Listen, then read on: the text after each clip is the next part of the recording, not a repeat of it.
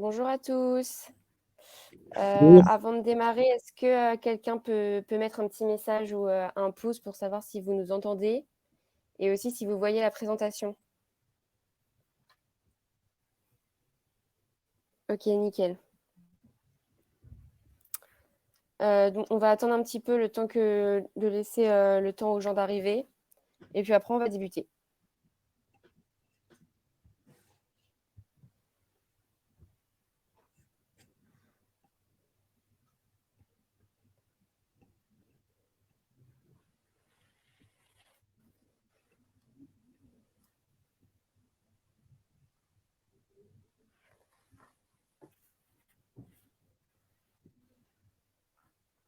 Bon, on va commencer rapidement.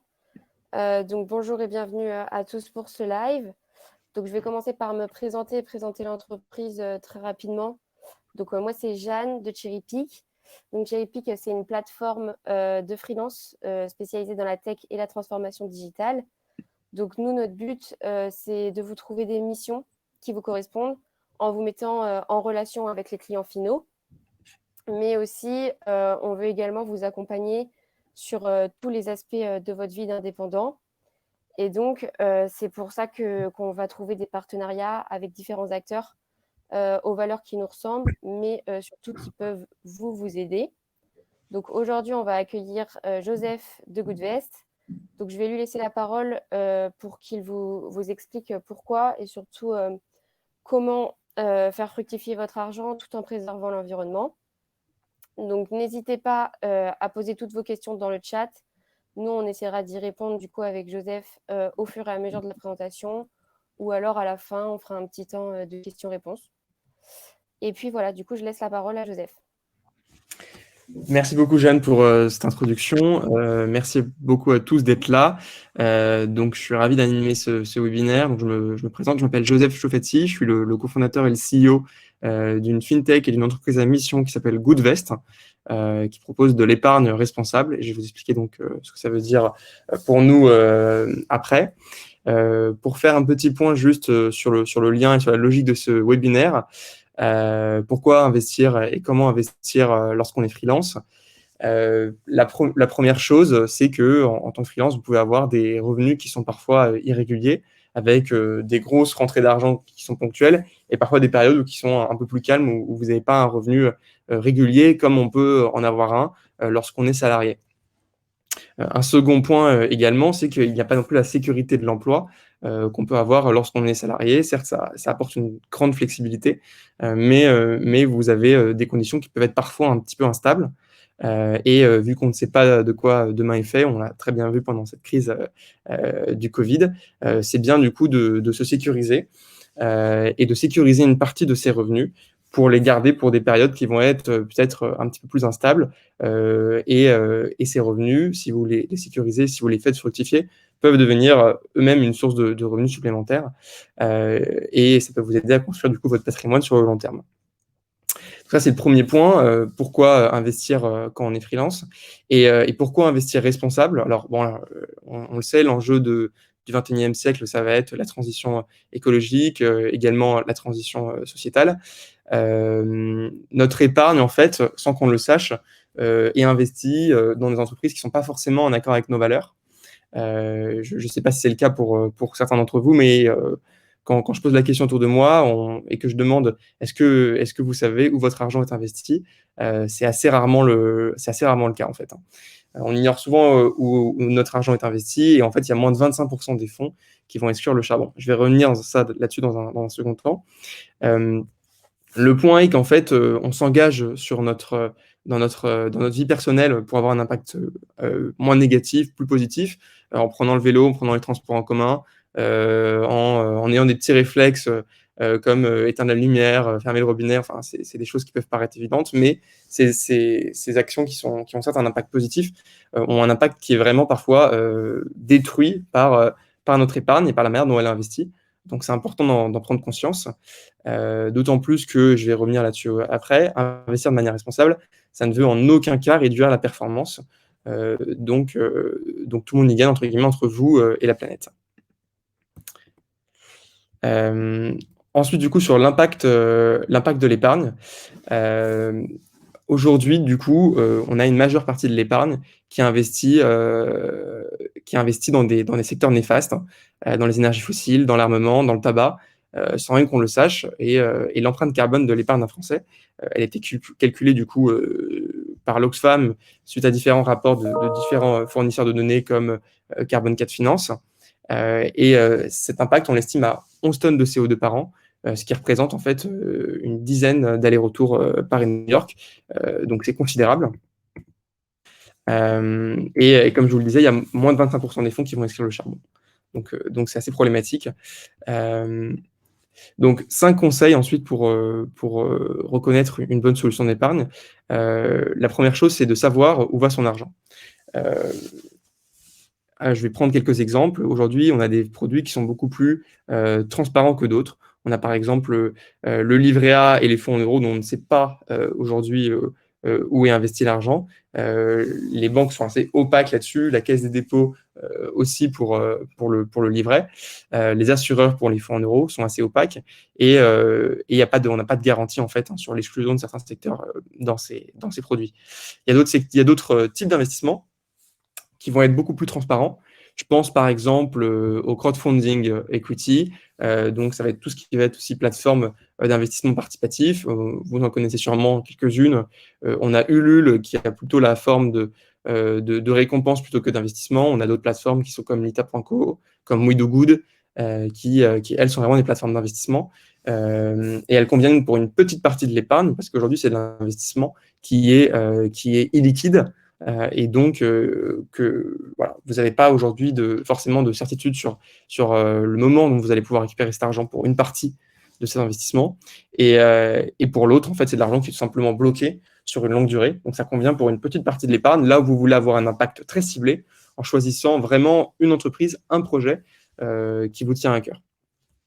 Il y a d'autres produits d'investissement qui sont cotés, qui permettent d'avoir plus de transparence, en fait. Ça va être, par exemple, les ETF. Alors, qu'est-ce que c'est que les ETF? C'est un mot qui peut faire peur. En fait, c'est tout simplement un type de fonds. Un ETF, en fait, c'est Exchange Traded Fund. Donc, c'est un fonds qui est coté, en fait, tout simplement. C'est un fonds qui est coté, qui permet la liquidité et qui permet, donc, si vous avez besoin de récupérer votre argent, de vendre à un moment ou à un autre, en fait, tout simplement. Ces ETF, en fait, reproduisent des indices. Des indices, il en existe énormément. Vous en connaissez sûrement certains. On a en France le CAC 40, bon, qui n'est pas un des indices les plus responsables. On a aussi des indices qui vont être responsables, des indices low carbone, qui vont sélectionner les entreprises qui émettent le moins de CO2. Et donc, nous, c'est sur ce type d'ETF qu'on travaille aujourd'hui. Et enfin, pour se repérer sur l'impact environnemental et social des placements, il existe des labels. On a par exemple le label ISR pour investissement socialement responsable. On a le label Finansol qui va investir vraiment dans des entreprises qui ont un impact plutôt social. On a le label Greenfin qui va exclure des secteurs néfastes sur l'environnement, donc comme par exemple les énergies fossiles. Et on a également d'autres labels comme France Relance qui a été créé plus rapidement, qui permet d'investir dans les entreprises françaises et de soutenir l'économie française. Voilà, donc on a tout un panel d'ETF. Après, tout un panel de labels, pardon. Et en fait, le problème de ces labels, c'est qu'il y en a beaucoup aujourd'hui qui ont tous des niveaux d'exigence différents, des critères de sélection différents. Et donc, voilà, ce qu'on a cherché à faire chez Goodvest, c'est aller au-delà des labels et regarder vraiment en détail ce qu'on retrouve dans les fonds. Et je vais revenir là-dessus après. Un deuxième point pour investir correctement, c'est de comprendre les frais. Voilà. Il y a pas mal de personnes qui viennent vers moi et qui me disent qu'ils ont une appréhension pour l'épargne parce que c'est assez opaque, ils ne comprennent pas forcément comment ça fonctionne. Et en fait, la raison est simple, c'est qu'aujourd'hui, les acteurs en place peuvent parfois infantiliser les épargnants et pas leur expliquer en détail les choses, parfois pour masquer des frais. Il y a plusieurs types de frais. On a les frais sur versement, on a les frais d'arbitrage, on a les frais d'enveloppe, on a les frais de rétrocession. Alors, je vous rassure, tous ces frais ne sont pas disponibles, ne sont pas présents dans tous les contrats d'assurance vie, dans toutes les solutions d'épargne. Mais en fait, il faut faire attention vraiment à demander quels sont les frais et également essayer de comprendre les frais cachés. Et quand ces frais ne sont pas affichés, ne sont pas indiqués à 0%, voilà, il faut se poser la question, OK, est-ce que ces frais existent? Je prends un exemple, les frais des fonds.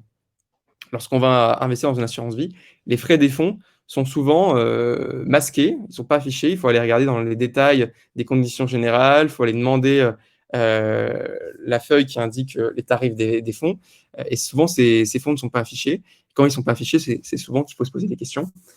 Voilà, on a par exemple, si vous voulez creuser ce point-là, on a un article du coup qui a été rédigé avec Cherrypick qui est disponible, où on explique notamment la liste des frais, qui est disponible sur le blog de Cherrypick. Donc, je vous invite à le regarder si vous voulez prendre connaissance en intégralité de la liste des frais.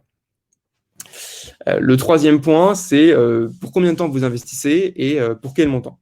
Alors là, il y a plusieurs points importants. Donc déjà, il faut savoir si vous allez avoir besoin de votre argent et si vous allez en avoir besoin quand, pour choisir quel type d'investissement.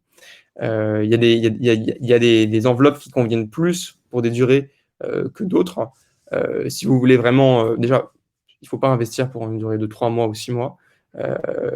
Dans ce cas, il faut privilégier plutôt des livrets d'épargne de précaution, même s'ils peuvent être assez opaques, parce qu'aujourd'hui, ils sont à capital garanti. Ce qui n'est pas le cas pour le reste, mais on va revenir dessus après. Un autre point important, c'est sur l'assurance vie. La fiscalité devient particulièrement avantageuse au bout de 8 ans. Donc, il faut le prendre en compte. La fiscalité est la même que sur les autres investissements en dessous de 8 ans, mais à partir de 8 ans, la fiscalité devient plus intéressante. Et un dernier point, du coup, sur combien de temps et quel montant. Ce qui compte également lorsque vous investissez, c'est d'investir de manière régulière pour lisser l'investissement par rapport au marché. En fait, voilà, les investissements qui ne sont pas à capital garanti peuvent augmenter ou diminuer. Ils ont tendance à augmenter sur le long terme, mais sur le court terme, ils peuvent être amenés à diminuer. Et donc, rentrer sur le marché en plusieurs fois, ça peut tout simplement réduire vos risques et augmenter la performance, parce que ça vous assure, entre guillemets, de ne pas rentrer au plus haut et de rentrer régulièrement au fur et à mesure du temps et de pas prendre le risque de rentrer toujours au plus haut, en fait. Voilà, donc un conseil que j'ai à vous donner, c'est d'investir de manière régulière et de mettre en place un versement mensuel lors de votre investissement. Hop là. Ensuite, quatrième point, du coup, sur les risques. Comme je vous le disais, il y a des produits d'investissement qui sont à capital garanti et d'autres qui ne le sont pas. Donc, il y a par exemple pour les produits qui sont capital garanti, on a les fonds euros, on a les livrets, tandis que on a d'autres produits d'investissement qui ont des rendements plus élevés, mais qui n'ont pas de capital garanti. Donc, votre investissement peut être amené à se réduire sur une durée indéterminée, bien que les investissements ont tendance à augmenter sur la durée. Donc, en fait, le point négatif des produits à capital garanti, comme le livret A et les fonds en euros, c'est que les rendements ont tendance à chuter d'année en année, parce qu'ils sont construits sur des produits qui sont des obligations d'État, qui sont à taux négatif depuis quelques années. Et donc, en fait, l'inflation ne va pas compenser les faibles rendements. Donc, pour préserver votre pouvoir d'achat sur la durée, en fait, vous allez être amené à diversifier vos investissements et prendre plus de risques. Nous, ce qu'on assure chez Goodvest, c'est que lorsque vous vous inscrivez, on va vous poser un certain nombre de questions pour bien comprendre votre profil d'investisseur et pour vous proposer un portefeuille qui vous correspond.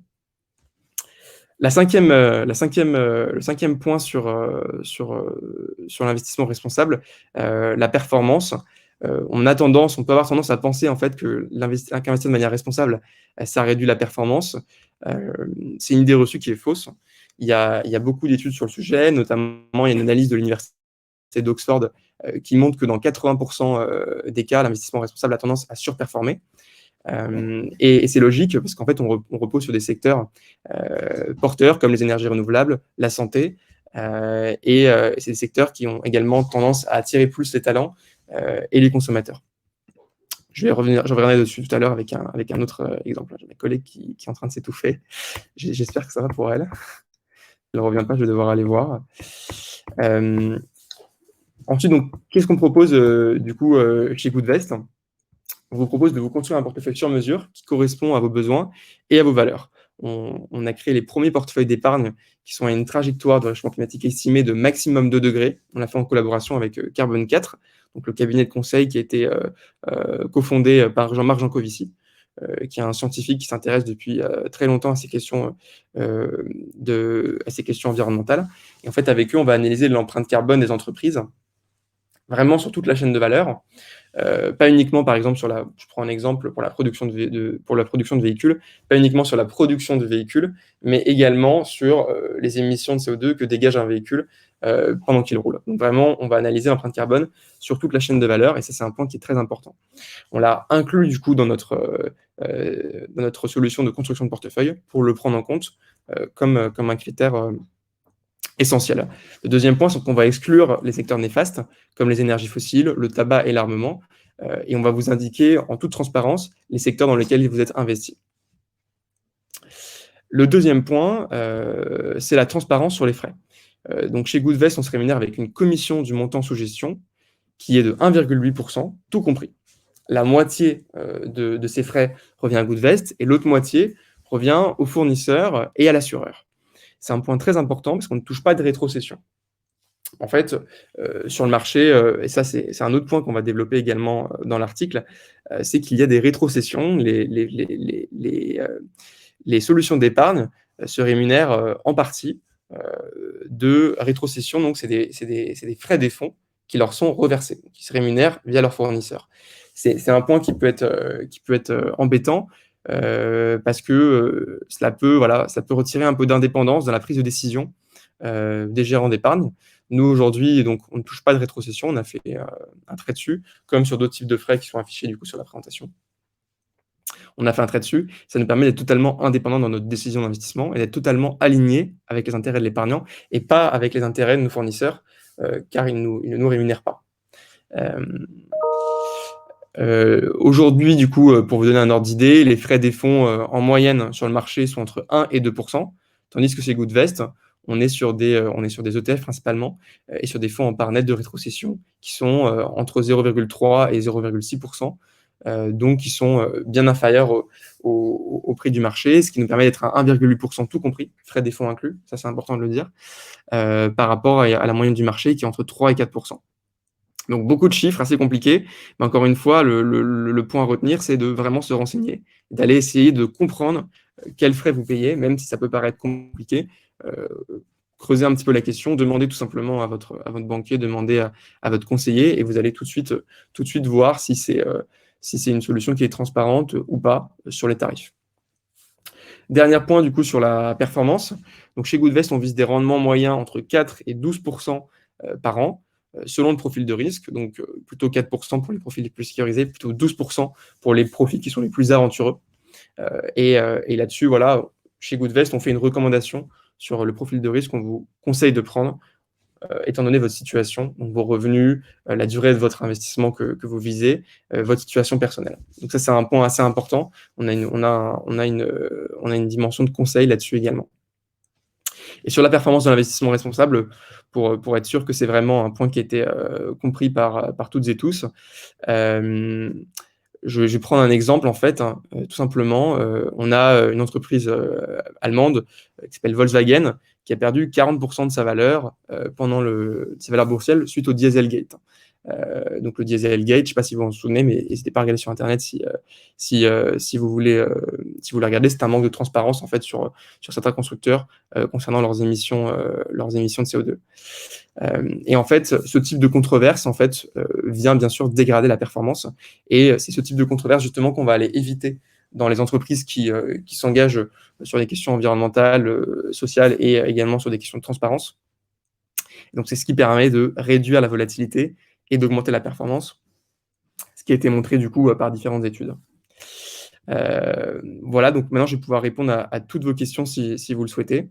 Est-ce que tout le monde m'entend bien? Parce que je vois que Jeanne a été déconnectée à cause d'une perte de connexion Internet. Donc voilà, on va voir si ça fonctionne toujours. Je vais vous envoyer dans le chat le lien de... Ok, apparemment ça fonctionne toujours. Donc bon, on va pouvoir continuer. Je vais pouvoir répondre à toutes vos questions si vous m'entendez bien.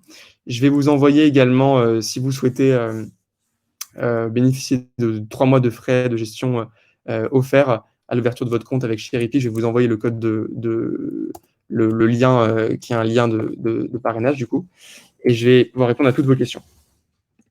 crois qu'il y a une première question de Oral. Hello, s'il faut être attentif aux frais cachés, aux risques, etc., est-ce que ça signifie qu'il faut vraiment connaître ce domaine pour investir? Et est-ce que ça la demande du temps? Alors, 2 points là-dessus. La première chose, c'est que non, il ne faut pas connaître ce domaine pour investir. On peut très, très bien apprendre de manière progressive.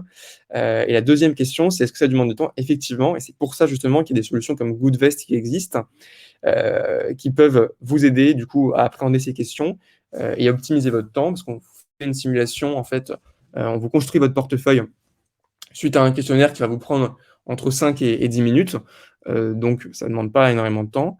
Et ensuite, je dirais qu'il faut s'y intéresser pour être sûr de prendre la bonne solution plutôt qu'une autre. Vous pouvez demander des conseils également. Vous pouvez regarder les avis des solutions sur Internet et essayer de comprendre laquelle solution s'adapte le plus. Mais voilà, il n'y a pas besoin non, d'avoir une expertise sur le sujet, d'avoir fait un Master 2 en finance. Ce qui compte vraiment, ça va être de vérifier que la solution que vous choisissez est en adéquation avec vous, avec vos valeurs. Voilà. N'hésitez pas si vous avez d'autres questions. Hein, il nous reste un peu moins de 10 minutes. Donc, toutes les questions qui vous viennent par la tête, n'hésitez pas à les poser et j'y répondrai avec plaisir.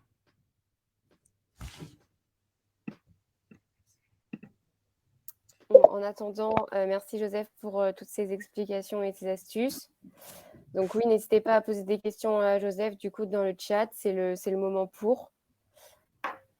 Ah, je vois qu'il y a une autre question qui est arrivée de Elisa. On définit donc le portefeuille au départ, puis on n'y touche plus. Alors, le point, effectivement, ça va être de ne pas aller chercher à battre les sociétés de gestion qui sont spécialistes quand même dans l'investissement.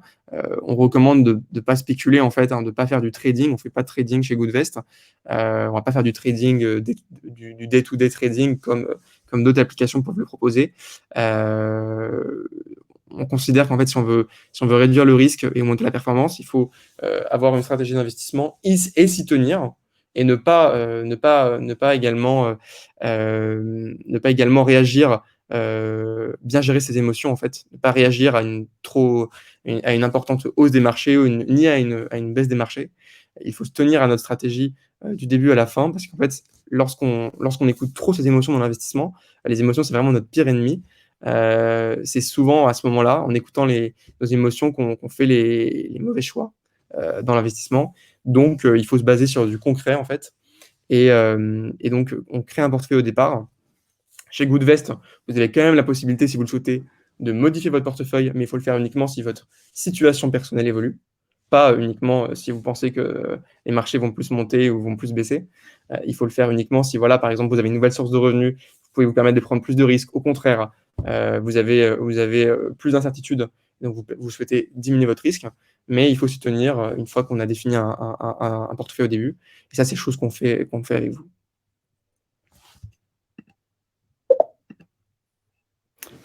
À partir de combien de temps est-il intéressant d'investir? Par exemple, si on a un projet à 1 an, vaut-il mieux garder cet argent sur un compte d'épargne?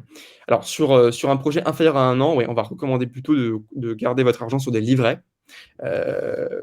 Voilà, aller chercher un rendement important sur une durée de 1 an ou de moins d'1 an, ça n'a pas de sens. En revanche, vous pouvez peut-être investir une partie de votre épargne sur des horizons qui sont plus longs.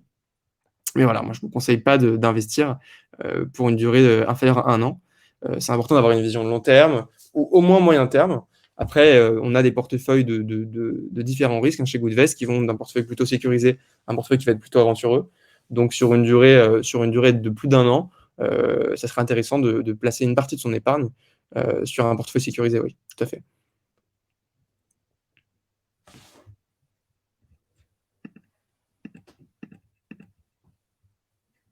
Avec plaisir, de rien, Elisa. N'hésitez pas s'il y a d'autres questions. Nous, en parallèle, du coup, on vous enverra par mail la présentation et les contacts de Joseph pour pouvoir le recontacter si besoin. Et puis voilà. Merci beaucoup à toutes et à tous. Si vous avez une dernière question qui arrive, on y répond. Et sinon, on reste disponible pour répondre à vos questions qui viendraient à l'avenir. Donc, en tout cas, merci Joseph et merci à vous pour votre participation. Et puis, s'il n'y a pas d'autres questions, on va pouvoir terminer l'événement.